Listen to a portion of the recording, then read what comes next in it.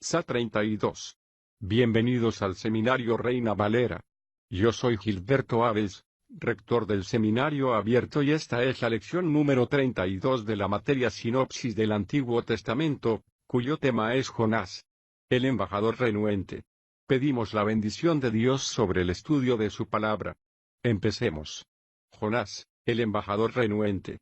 Por Ray C. Stedman.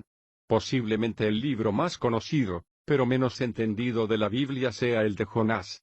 Desde el punto de vista del mundo, Jonás y la ballena se han convertido en parte de la literatura, convirtiéndose en una parte de la historia legendaria mítica. Aunque el relato se ha convertido en una historia popular entre la gente, se considera con ridículo e incredulidad y ha sido como una burla de entre los libros que están en la Biblia, como si fuese una especie de fábula, pues no se toma en serio ni tiene un reconocimiento histórico, sino sencillamente como la historia de un pez de gran tamaño. Se conoce también por referirse a Jonás como alguien con mal de ojo o como un amuleto de mala suerte. Esto se basa en el tiempo de la historia cuando Jonás se encontraba en un barco, de camino a Tarsis, huyendo de Dios cuando se levantó una enorme tempestad. Sus compañeros preguntaron qué era lo que estaba provocando la tempestad y Jonás contestó diciendo, «Yo soy la causa». De modo que le tiraron al mar para librarse de la mala suerte que seguía al barco. El libro es bien conocido por este incidente y en ocasiones llamamos a alguien que trae mala suerte Jonás. Todo esto ha hecho que el verdadero mensaje del libro se haya vuelto confuso. Jonás fue de hecho un personaje histórico y se le menciona en otros lugares de las Escrituras. El libro de Segunda de Reyes se refiere a él como un profeta histórico, un profeta que realizaba su ministerio en Israel en los días de Jeroboam. El mismo Señor Jesucristo se refiere a él diciendo, porque así como Jonás estuvo 3 días y 3 noches en el vientre del gran pez, así estará el Hijo del Hombre en el corazón de la tierra 3 días y 3 noches. Mat. 12:40. Con esta clase de apoyo, no puede haber duda de que el libro de Jonás es históricamente exacto. El verdadero mensaje de este relato se encuentra en los 2 últimos capítulos de este breve libro. Tenemos a Jonás, después del encuentro que tuvo con la ballena, o pez, yendo a Nínive, tal y como Dios le había ordenado hacerlo originalmente y proclamando el mensaje que Dios le había enviado a proclamar. Cuando se pregunta usted a sí mismo, ¿por qué se negó Jonás originalmente a ir a Nínive? Se acerca usted al mensaje central de este libro. ¿Por qué se negó Jonás a ir? Ya sabe usted cómo empieza la historia. La palabra de Jehová vino a Jonás, hijo de Amitai, diciendo, levántate y ve a Nínive, la gran ciudad, y predica contra ella, porque su maldad ha subido a mi presencia. Entonces Jonás se levantó para huir de la presencia de Jehová a Tarsis. 1 a tercera. Cuando intenta usted huir de Dios, se sorprende de con cuánta frecuencia se encuentra usted un barco ahí mismo, preparado. Hay algo especial que me gusta de este hombre Jonás. Pagó su billete para ir a Tarsis. Si iba a ser desobediente, por lo menos quería hacerlo de una manera honesta. Descendió a Jope y halló un barco que iba a Tarsis, y pagando su pasaje, entró en él para irse con ellos a Tarsis, huyendo de la presencia de Jehová. 3b. Entonces se levantó una enorme tempestad y los marineros le echaron al mar y se lo tragó un pez de gran tamaño. El segundo capítulo es la oración que le hace a Dios para que le saque del vientre del pez. Al pez le dio un terrible dolor de estómago y le vomitó en tierra, y en el capítulo 3, versículos 1 y 2, se nos dice, la palabra de Jehová vino por segunda vez a Jonás diciendo, levántate y ve a Nínive, la gran ciudad, y proclámale el mensaje que yo te daré. Aquí se detecta un tono de severidad en la orden que recibió de Dios, ¿verdad? Dios no ha cambiado para nada de opinión, sino que ha hecho que el profeta cambie su manera de pensar, pero no ha cedido con respecto a lo que quiere que diga Jonás en Nínive. ¿Qué fue lo que hizo que Jonás se mostrase tan ansioso por evadir esta comisión? ¿Por qué no quiso ir a Nínive? Porque huyó de Dios. Algunos han sugerido que Jonás tenía una idea tan primitiva acerca de Dios que le consideraba como una deidad tribal, solo para Israel, y pensaba que Dios no podía realmente estar interesado en Nínive y que si podía salir del país, podría alejarse de Dios. Creo que esa idea se ve matizada por la referencia que tiene Jonás de Dios. Cuando los viajeros preguntaron quién era, les contestó: soy hebreo y temo a Jehová, Dios de los cielos, que hizo el mar y la tierra. 1:9. Pero a mí eso no me suena como una deidad tribal. No, no fue ese el motivo por el que Jonás evitó ir a Nínive. La respuesta es que Jonás conocía demasiado bien a Dios y ese fue el motivo por el que no fue a Nínive. ¿Le parece eso extraño? Pues veamos lo que dice al principio del capítulo 4. Pero esto, el arrepentimiento de Nínive, desagradó grandemente a Jonás y lo enojó. Y oró a Jehová diciendo: oh Jehová, ¿no es esto lo que decía yo estando aún en mi tierra? Por eso me adelanté a huir a Tarsis. Porque sabía que tú eres un Dios clemente y compasivo, lento para la ira, y grande en misericordia y que desistes de hacer el mal. Debido a que Jonás sabía que Dios era de ese modo, no estaba dispuesto a ir a Nínive. Eso resulta interesante, ¿no cree usted? Fíjese otra vez en esta última frase. Jonás dice: porque sabía que tú eres un Dios clemente y compasivo, que desistes de hacer el mal cuando tienes la oportunidad. Dios le había dicho a este profeta: ve a Nínive y anúnciales que de aquí a 40 días la ciudad será destruida. Y eso era exactamente lo que quería Jonás. Quería ver a aquella ciudad destruida porque era el gran enemigo de su pueblo. Posiblemente Jonás hubiera sido testigo de que estos crueles, despiadados y sangrientos ninivitas habían atacado y saqueado en varias ocasiones a su tierra. Hasta es posible que hubiese sufrido la pérdida de algunos seres amados a manos de aquel pueblo despiadado. En el mundo antiguo, la historia más sangrienta y la crueldad más viciosa de la que ha quedado constancia es posiblemente la de los ninivitas, que encontraron más maneras increíblemente ingeniosas de ser crueles que ninguna otra nación que jamás haya vivido. Era un pueblo brutal, impío y pecador y Jonás los odiaba. Lo que más deseaba en el mundo era ver a Nínive destruida, pero a pesar de eso cuando Dios le mandó a anunciar su destrucción a Nínive, dijo: te conozco demasiado bien, oh Dios.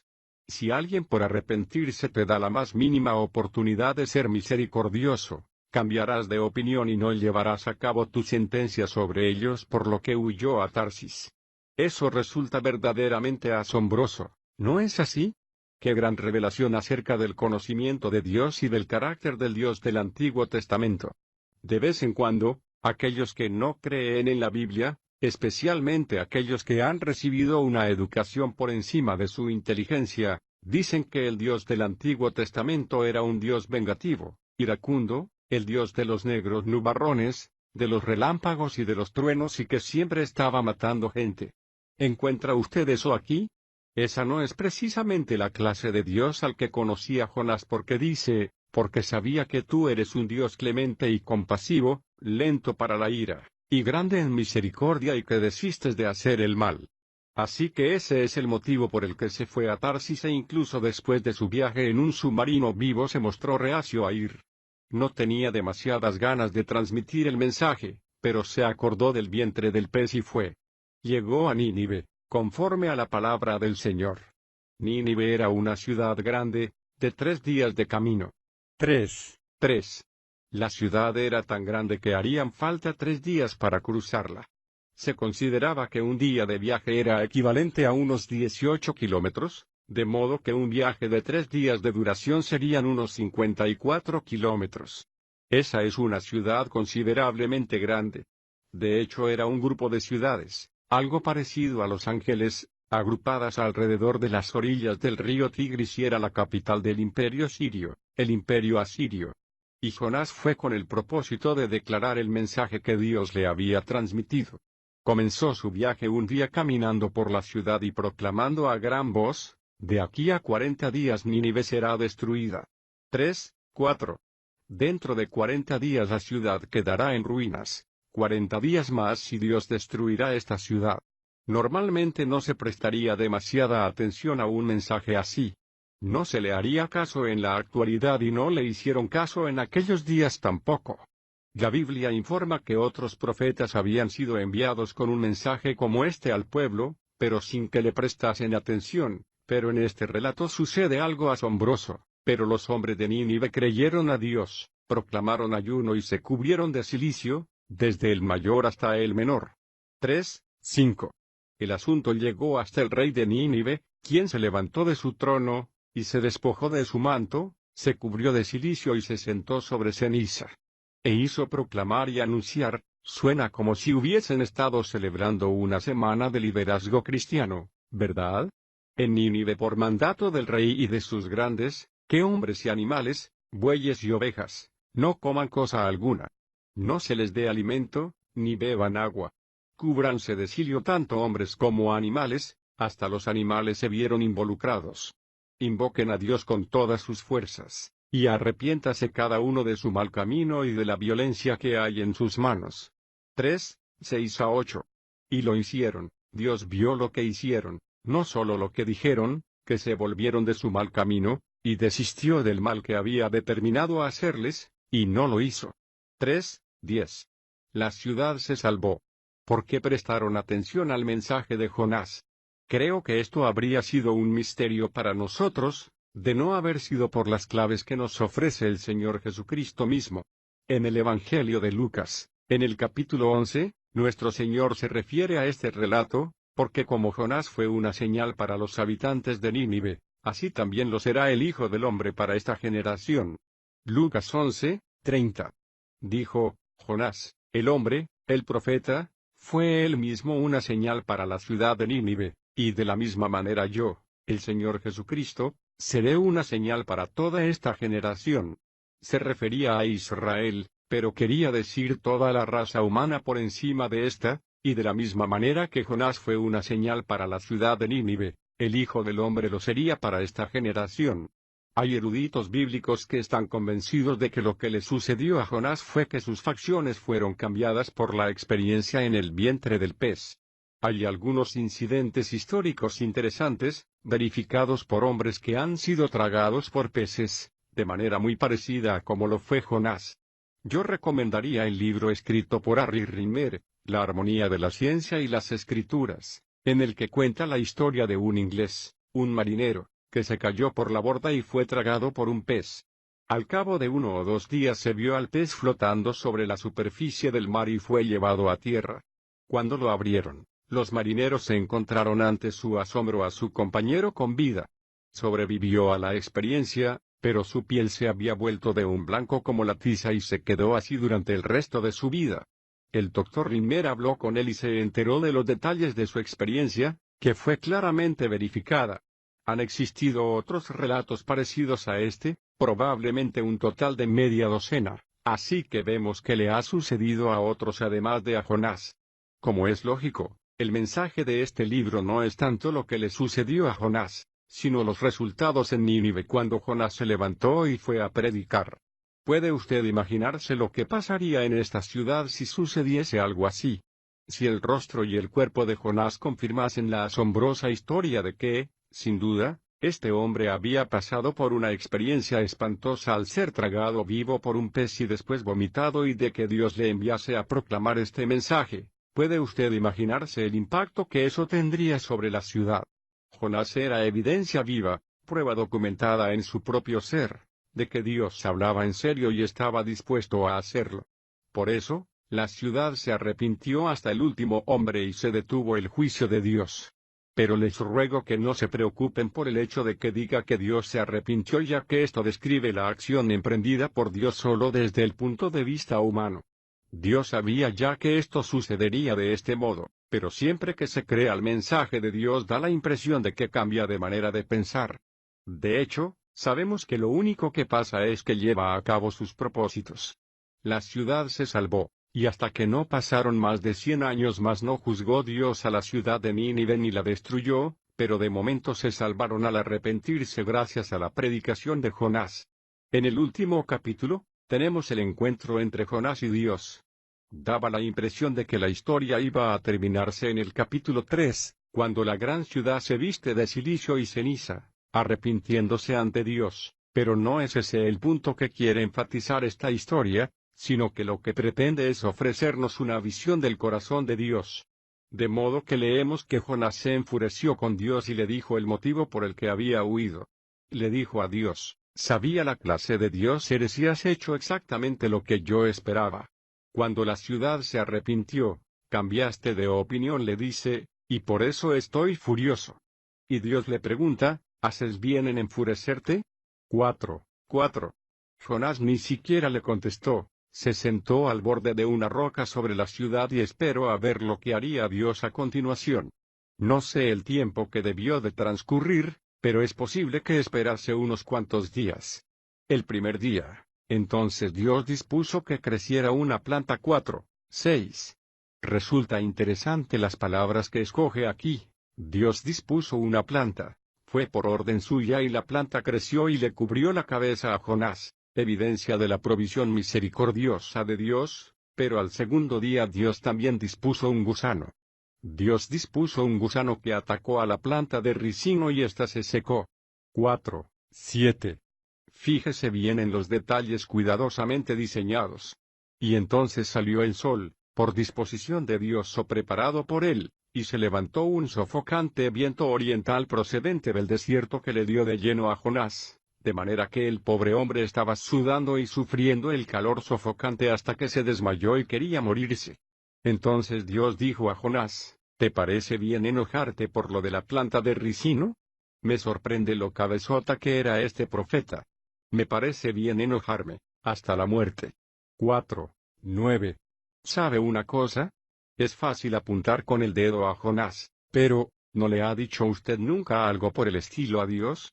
¿No le ha dicho usted nunca, quiero lo que quiero, y me trae sin cuidado lo que hagas? Claro que estoy furioso, no me gusta cómo haces las cosas. Llévame de aquí, llévame al cielo.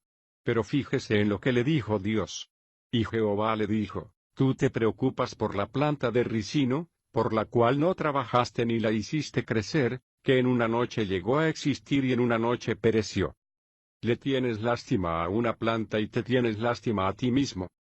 Y no he de preocuparme yo por Nínive, aquella gran ciudad, donde hay más de 120.000 personas que no distinguen su mano derecha de su mano izquierda y muchos animales. 10 y 11.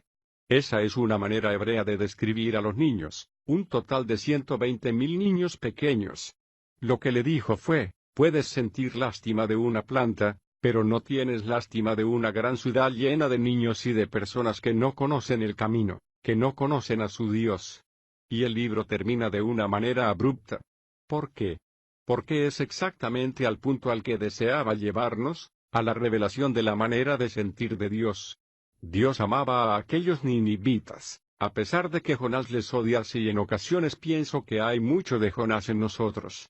A veces actuamos como si nos sintiésemos encantados si el periódico de mañana por la mañana informase que Moscú se hallase en ruinas aún humeantes.